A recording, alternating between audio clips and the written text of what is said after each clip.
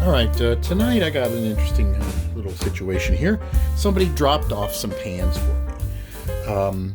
My friends are seeing some of my YouTube antics with the cast iron restoration, and they thought, hey, this is pretty interesting. So, a friend found this stuff laying out in the front, in I guess in the neighborhood, and decided to bring it to me rather than just let it sit out.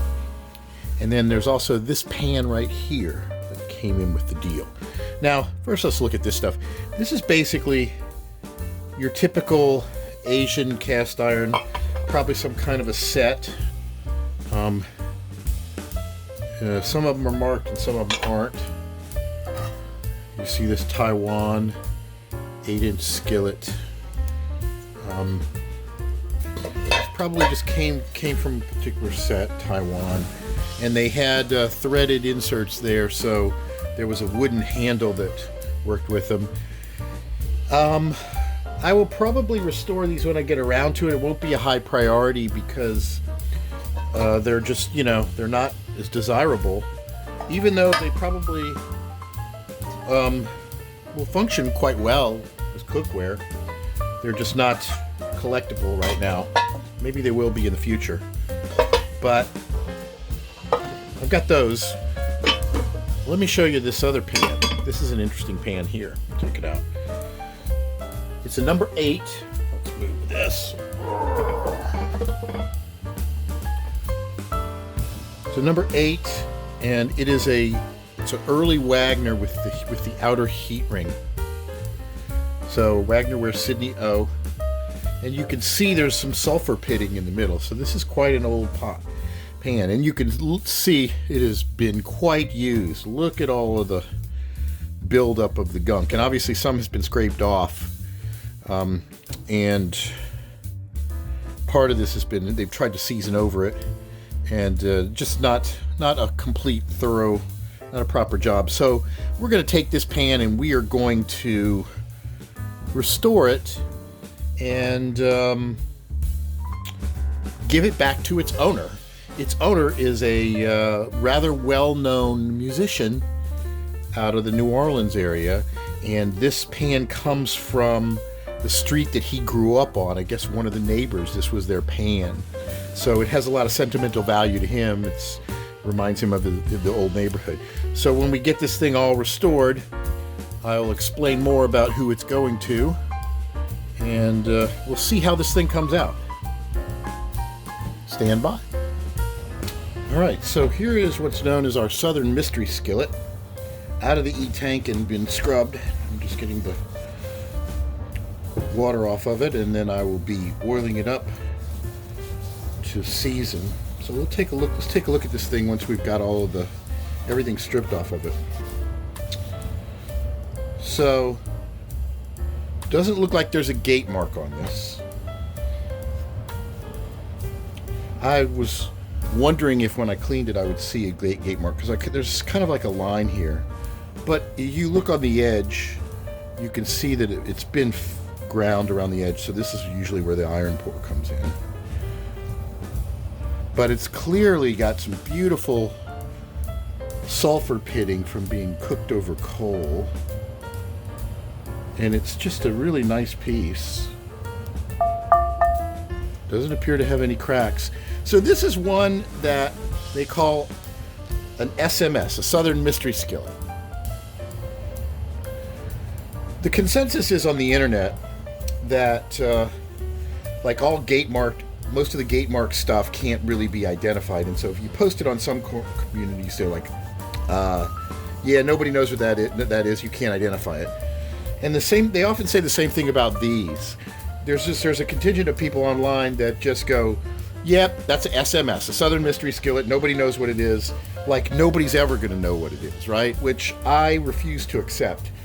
There's enough of these certain types of skillets out there that have certain configurations that they were obviously made by some particularly well-known foundry, because from what I understand, the 7 and the 8s of this, with this kind of handle design and the full heat ring, there's a lot of them known. So they're out there. Sooner or later, we're going to get some information on somebody who may know where these came from. So I'm kind of, right now I'm looking for a community. A lot of the cast iron communities, they kind of act like they know all the information, you know, and if you show them a piece they don't recognize, a lot of them, rather than just say, I don't know, will say, oh, that can't be identified. Nobody knows who that is. Which I kind of don't like. I really think this is a process where everybody is continually learning, right? So there's nothing wrong with saying you don't know what it is.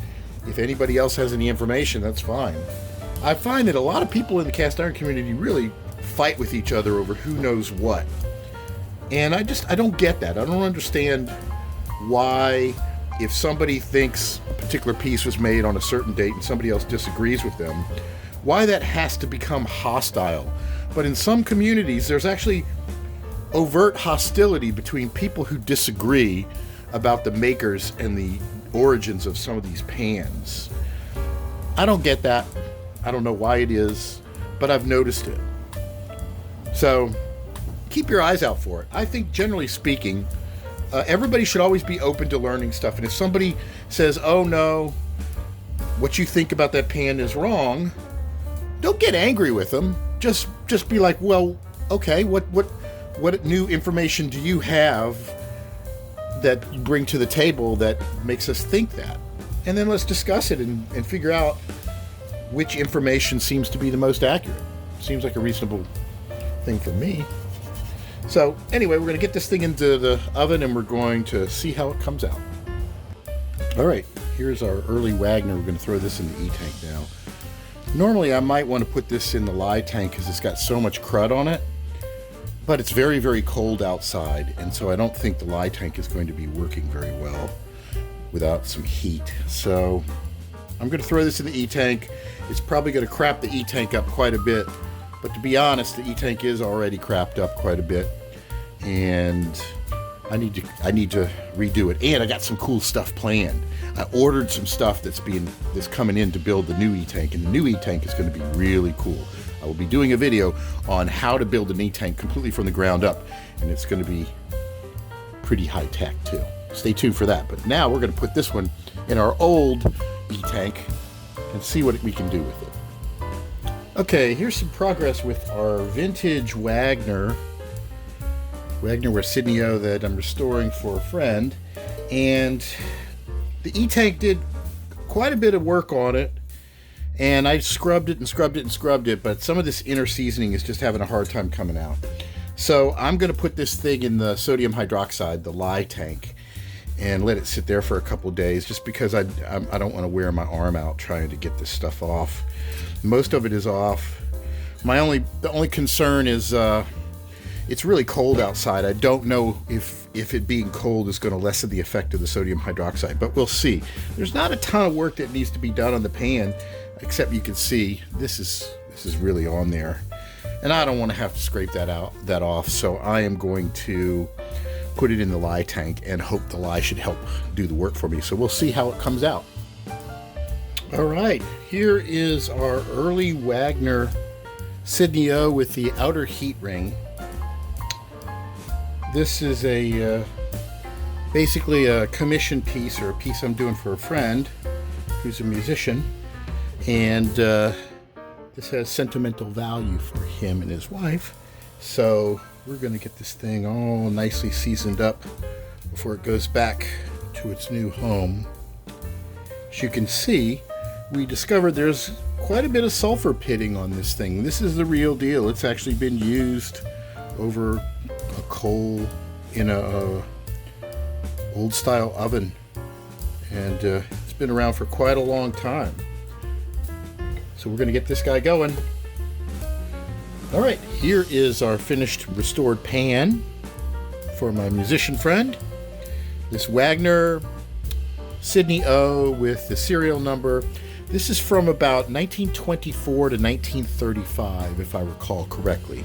The Wagners with the heat ring and the stylized logo with the catalog number were made from that era, from 1924 to 1935. So pretty amazing to see how old this pan is. Really cleaned up nicely. There's about 8 coats of seasoning. There's a few little specks of the old seasoning that I left because it's kind of what I like to do a little bit. So you just remember this thing has been through a lot. This has not been super cleaned up. You know, sometimes when you put these things in, pull them out of the E-tank, there's stains on them from, you know, there's multiple levels of seasoning. You can get the seasoning off to where it's really smooth, and sometimes there'll still be stains. Oftentimes, the seasoning covers over some scratches or pitting in it. This really doesn't have any pitting, but it doesn't look perfect because you can see there's this little discoloration here and there, but that'll all correct as this thing gets more used. And this is going to be used. This is not some kind of a display piece, and it should continue to just really get even nice. But there's a serious number of seasoned coatings on there, and it's going to turn out really nice. And it's been in the oven, and I'm going to let it sit in the oven and continue to just slowly cool down. But what a beautiful pan. Came out nice, huh?